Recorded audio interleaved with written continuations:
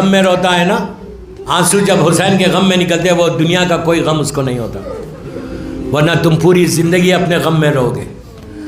دوستو، مولا نے ان بنی اسد والوں کو بلا کے کہا یہ بتاؤ اس زمین کا نام کیا ہے؟ تو کسی نے کہا اس زمین کا نام نینوا ہے، کسی نے کہا ماریا، پھر ایک نے آگے بڑھ کے کہا اس کو شط الفرات بھی کہتے۔ مولا بار بار ایک جملہ بول رہے کوئی اور نام ہے، کوئی اور نام ہے۔ ایسے معلوم ہو رہا حسین کوئی نام سننا چاہتا ہے۔ ایک ضعیف بزرگ نے آگے بڑھ کے کہا کہ فرزند رسول اس کو کربلا کہتے ہیں۔ بس کربلا سننا تھا، مولا عباس سے کہا کہ بھیا یہی ہماری ڈیسٹینی ہے۔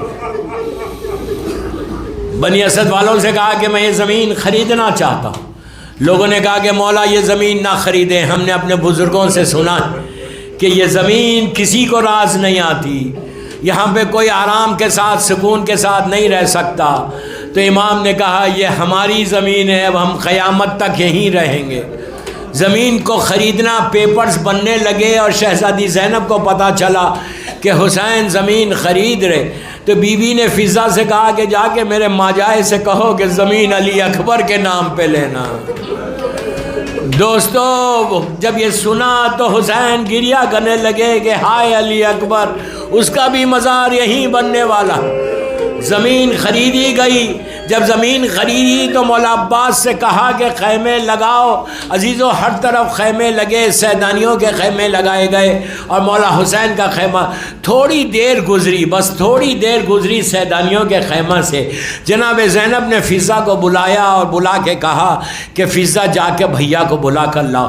حسین کو آ کے فضہ نے کہا کہ بی بی بلا رہی ہیں۔ میرا مولا حسین اپنی بہن کے خیمے میں گیا، جیسے گیا تو بی بی نے کہا کہ بھیا یہ کیسی جگہ ہے کہ جب سے آئی ہوں دل بڑا گھبراتا ہے، بھیا اس میرے خیمے کے پیچھے سے کسی بی بی کے رونے کی آواز آتی، وہ ایسے تڑپ کے رو رہی، ایسے تڑپ کے رو رہی کہ جیسے اس کا پورا گھر اجڑ گیا۔ بھیا یہ کون ہے؟ تو زینب سے کہا کہ بہن ارے یہ کربلا ہے اور تم نے آواز کو نہیں پہچانا، یہ ہماری ماں فاطمہ کی آواز ہے۔ آپ کی آوازیں بلند ہو گئیں، خدا کسی غم میں نہ رلائے، بی بی پرسے کو قبول کرے۔ جب زمین خرید لی پھر مولا نے بنی اسد کی ٹرائب کو بلوایا، مردوں کو بلوایا، ان کے ساتھ عورتیں بھی آئیں، بچے بھی آئے، سب آگے جمع ہو گئے، فرزند رسول کی زیارت ہو رہی۔ جب سب جمع ہو گئے تو امام نے بنی اسد کے مردوں سے وصیت کی، کہا کہ سنو 10 محرم کو ہم شہید ہو جائیں گے، 12 تک آنا اور آ کے ہم کو دفن کرنا، یہ ظالمین ہم کو دفن نہیں کریں گے، تم لوگ آنا دفن کرنا۔ پہلے مردوں سے کی، پھر میرے مولا کی غربت بڑھی، عورتوں کو بلایا، بلا کے کہا اگر تمہارے مرد حکومت کے خوف سے نہ آئے تو پانی کے بہانے آنا اور ہم کو دفن کرنا۔ عزیزو یہاں تک تو ٹھیک تھا کہ مردوں کو بھی کیا، عورتوں کو بھی کیا، لیکن میرے مولا حسین کی غربت اب معراج پہ چلی گئی۔ چھوٹے چھوٹے بچوں کو بلایا، بچوں کو گود میں اٹھایا، سر پہ ہاتھ پھیرا، پھیر کے کہا بچوں اگر تمہارے ماں باپ ہم کو دفن نہ کرے تو کھیلتے ہوئے آنا، ایک ایک مٹھی خاک ہماری جسموں پہ ڈال دینا۔ مولا آباد رکھے، مولا آباد رکھے۔ مولا تمہارے پرسے کو بس میں نے مجلس ختم کر دی۔ آج بھی عاشورے کے بعد 12 محرم کو اسی طرح بنی اسد والے آتے ہیں۔ جب 12 محرم 61 ہجری میں، بس میں نے مجلس ختم کر دی، 61 ہجری میں 12 محرم آئی تو ہوا کیا، مرد چلے یہ کہہ کے کہ حسین نے ہم سے وصیت کی تھی۔ جب مرد گھر سے نکلنے لگے تو عورتیں نے کہا حسین نے ہم سے بھی وصیت کی تھی۔ جب عورتیں چلنے لگی تو بچوں نے کہا نہیں آقا نے ہم سے بھی کی تھی۔ تو سامنے سامنے مرد، پیچھے پیچھے عورتیں اور اس کے پیچھے بچے، یہ دوڑتے ہوئے کربلا آئے تو عجیب منظر دیکھا کہ پورے کربلا کے میدان میں لاشیں پڑی ہوئی، کسی کے اوپر سر نہیں ہے۔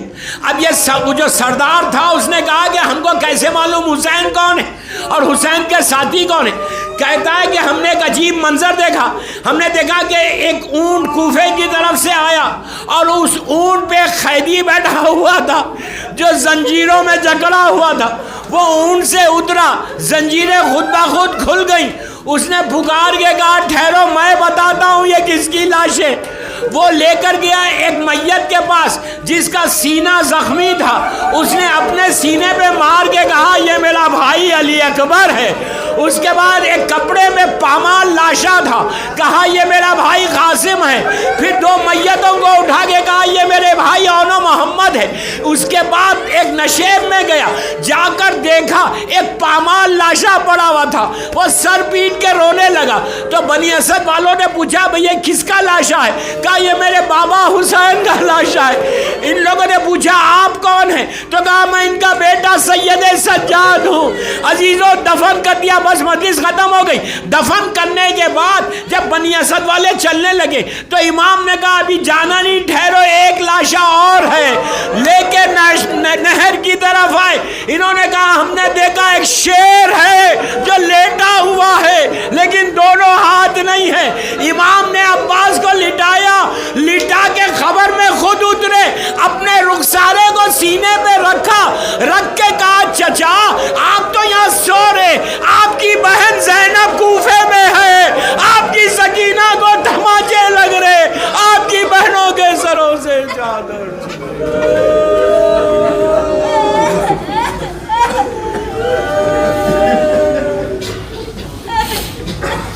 پروردگار میرے مولا حسین کے مصائب کا واسطہ، 2 محرم کا واسطہ، ان آوازوں پہ اپنی رحمت کو نازل فرمائے۔ سب مل کے آمین بولو۔ پروردگار میرے مولا حسین کے مصائب کا واسطہ یہ مجلس بی بی زہرا کی بارگاہ میں قبول ہو جائے، یہ مجلس ہم سب کے لیے بخشش کا سہارا بن جائے، ہم سب کو عمرہ و زیارت نصیب ہو۔ پروردگار مولا حسین کے مصائب کا واسطہ ہمارے گناہ کبیرہ صغیرہ کو معاف کر دے۔ اس وقت دنیا میں عزاداری کی حفاظت فرما۔